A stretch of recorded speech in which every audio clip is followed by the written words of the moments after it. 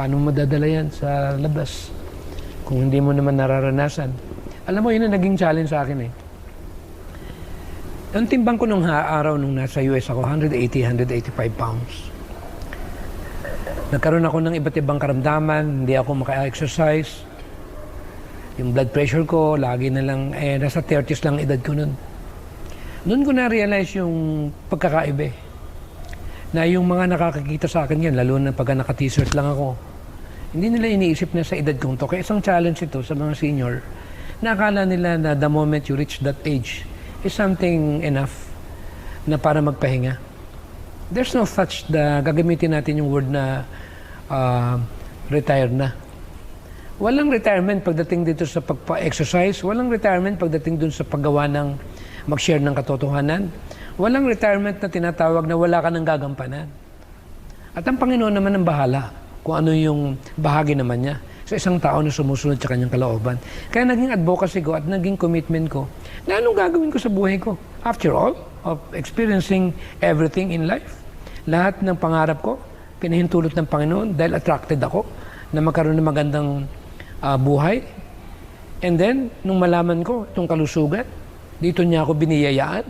Tapos itatago ko lang na walang kahalahalaga na hindi ko kayang ibahagi at ikahiya ko yung katotohanan. I tell you, no way. I'll continue to do this. Amen. Because I know that this really wants God's me to do. Na ibig niya na talagang magkaisa tayo. Na talagang, alam mo kung mga Adventist ay magkakaisa tungkol dito sa pangkalusugan, darating ang Panginoon ng mabilis sa ating sanlibutan.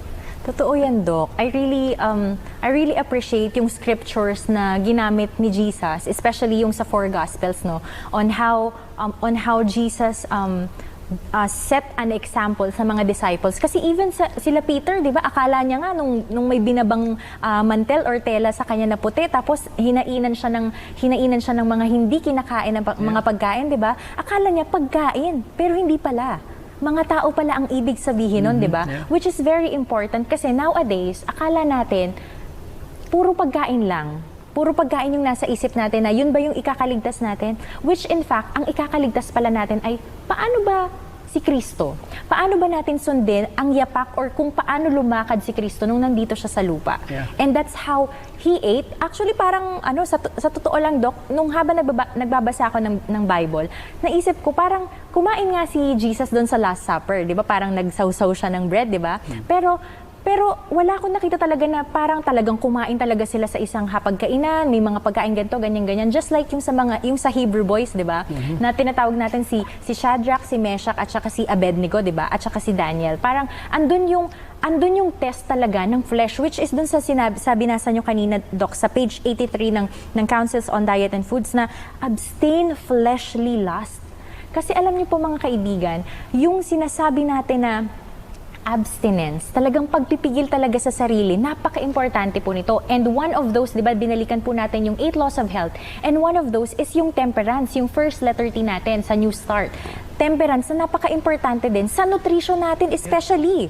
Kasi kung ano yung pinapasok natin sa katawan natin, sabihin natin, ay, magve-vegetarian na ako, pero meron ka na palang mga existing na mga sakit. So, kung nag-vegetarian ka at ikaw naman ay may sakit na pala, ito lang po masasabi ko sa inyo mga kaibigan. It's never too late to be a vegetarian or to exercise yung pagkain natin ng mga natural foods. Pero wag naman nating sisihin na, ay, sinabi ni ganito na kailangan daw ay mag-vegetarian tayo, but it's too late. Do you think, mga kaibigan, na you will be healthy kung after mo nagkasakit, tsaka ka lang nag-vegetarian or tsaka ka lang sumunod doon sa 8 laws of health? Pero kung may sakit ka naman, hindi pa rin huli. Opo, Hindi talaga namang gift ng Panginoon ng healing. Yes, Doc.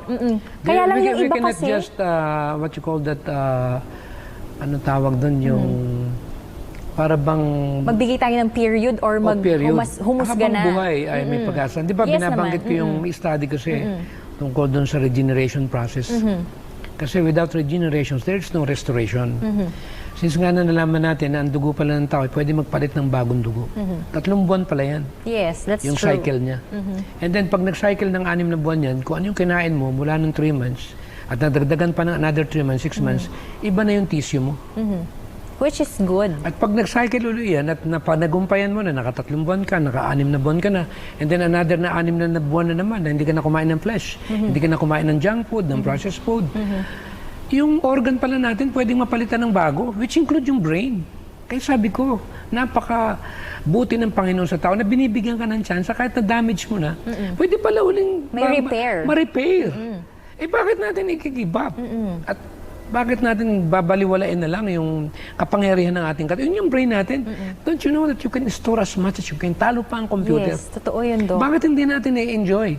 Kasi para bang nahook na tayo dun sa ganong kapaligiran na akala natin limitado lang, na hanggang dun lang talaga yung kakayanan ng ating katawan. Complacent na tayo eh. Eh, yun yung ang muscle ko eh. Mula pagkabata ko, di ko naman alam yung gym-gym na yun eh. Ang dibdib ko nga, sabi nila eh, parang dibdib ng babae. Wala naman akong muscle. Eh, pero nung nag-move ako, unti-unti, sinyaga ko. Talagang guts. Kailangan mo ng determination, kailangan mo ng focus, kailangan mo ng decision na magsisimula rito. And once you decide for something, and you will be willing enough to yung makamit mo yung gusto mo. Walang imposible. Kaya yung mga nakikinig ngayon, gawin lang natin yung part natin. The Lord will take the rest. Amen. Yun ang gusto ng ating Panginoon. So,